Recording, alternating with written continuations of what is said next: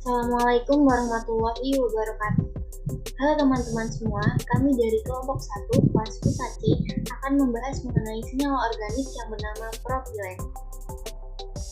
Adapun anggota kelompok kami yaitu terdiri dari Nabila Yovita Putri dengan NRT 1128, Afifah Akila dengan NRT 1130, Lesna Khairu Zalfa dengan NRT 1131, dan Alia Rushdafaza dengan NRT 1134. Adapun definisi dari propilen itu sendiri merupakan senyawa olefin yang berisomer dengan siklopropanon atau C3H6. Adapun struktur kimia dari propilen atau C3H6 itu sendiri dapat dilihat pada gambar berikut. Setelah itu sifat dari propilen. Untuk sifat kimianya itu sendiri, yang pertama, pada kondisi atmosfer, propilen ini berbentuk gas yang dimana dia lebih berat daripada udara serta mempunyai aroma yang kemanis-manisan. Yang kedua, propilen mudah teroksidasi dan pada konsentrasi tertentu, propilen ini dapat mudah terbakar. Selanjutnya, propilen lebih reaktif dibandingkan dengan propana atau etilen. Nah, hal ini itu disebabkan karena adanya gugus metil dan ikatan rangkap yang tidak simetris. Dan yang terakhir, propilen mudah terbakar, mudah meledak, mudah teroksidasi, serta larut dalam alkohol dan eter, tetapi propilen kurang larut dalam air.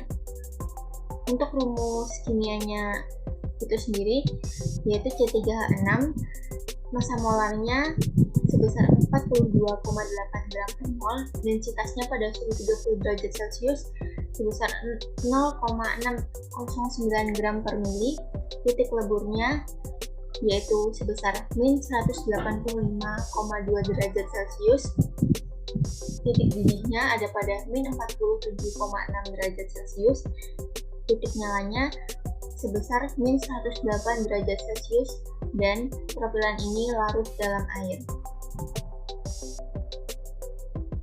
Kemudian ada asal-usul dari propilen. Propilen sendiri berasal dari pemecahan katalitik minyak bumi, di mana molekul berbasis hidrokarbon dalam senyawa minyak bumi dipotong menjadi molekul propilen. Propilen itu dapat diperoleh dari mereaksikan etilen dan butena, kemudian melalui dehidrogenasi, serta melalui crude atau residual oil cracking, yaitu pemecahan katalitik minyak bumi. Senyawa yang dipecah tadi itu berasal dari senyawa propana yang diubah menjadi senyawa propilen. Yang berikut adalah reaksi etilen dan butena untuk mendapatkan senyawa propilen dengan pemecahan gugus fungsi dan memberikan hanya kepada senyawa propena dari butena. Kemudian ada dehidrogenasi. Di sini menggunakan reaktor membran berkatalis, yaitu gunanya untuk meningkatkan konversi suatu reaksi dengan menjaga selektivitas produk reaksi, serta laju deaktivasi katalis berada pada batas yang diperbolehkan. Prinsipnya, untuk memisahkan gas H2 di sepanjang aliran reaktor, sehingga kesetimbangan akan bergeser ke arah produk dan akan terjadi konvensi reaksi membentuk senyawa propilen. Selanjutnya, saya akan menjelaskan mengenai kegunaan propilen. Polipropilena merupakan polimer termoplastik yang penting dan luas penggunaannya, di samping polietilena dan polivinyl klorida. Perkembangan berbagai variasi dan luasnya jenis penggunaannya, maka memungkinkan untuk memanipulasi dengan berbagai aditif untuk mendapatkan bahan polimer yang dapat dipakai untuk berbagai keperluan sehari-hari. Nah, berikut ini merupakan kegunaan dari propilen. Yang pertama itu pencetakan plastik. Polipropilena sangat umum digunakan untuk pencetakan plastik, di mana ia disuntikkan ke dalam cetakan dalam keadaan meleleh, membentuk berbagai bentuk yang kompleks pada volume yang tinggi dan biaya yang relatif rendah. Hasilnya bisa berupa botol, tutup botol, dan lain-lain. Yang kedua, sebagai pengganti polivinyl klorida. sebagai insulasi untuk kabel listrik LSZH atau Low Smoke Zero Halogen dalam penggunaan ventilasi rendah, terutama sekali terowongan. Hal ini karena polipropilena mengeluarkan sedikit asap serta halogen yang tidak beracun, yang akan berproduksi asam pada suhu tinggi. Yang ketiga, polipropilena juga dipakai dalam membran atap sebagai lapisan paling atas kebal airnya sistem kayu lapis tunggal yang bertentangan dengan sistem bit termodifikasi. Yang keempat, polipropilena yang dibuat dalam bentuk lembaran telah digunakan secara meluas untuk produksi stationary folder, pengemasan, dan kontak penyimpanan. Warna yang beragam, durabilitas, serta sifat resistensi polipropilena terhadap abu membuatnya ideal sebagai sampul pelindung untuk kertas serta beragam bahan yang lain. Selanjutnya saya akan membahas keekonomian dari propilen.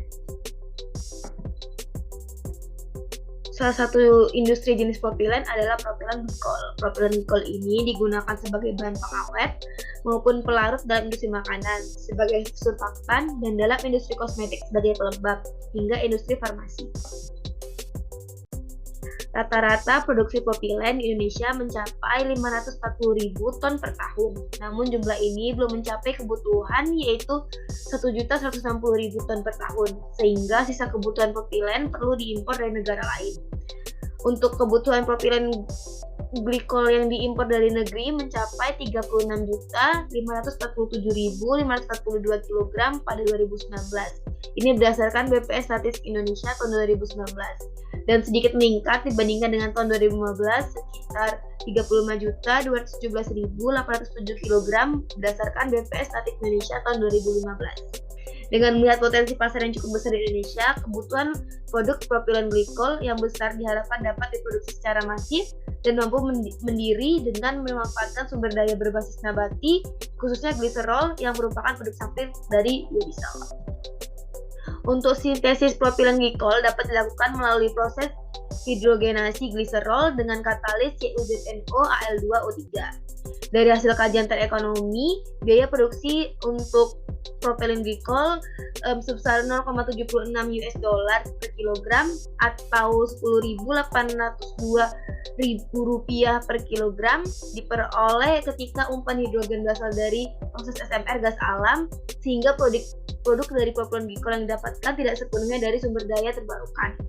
Untuk harga propilen glikol dengan kemurnian 99% di pasaran sekitar $1 per kilogram atau Rp14.500 per kilogram. Sekian dari presentasi kami, lebih dan kurangnya mohon dimaafkan. Terima kasih. Wassalamualaikum warahmatullahi wabarakatuh.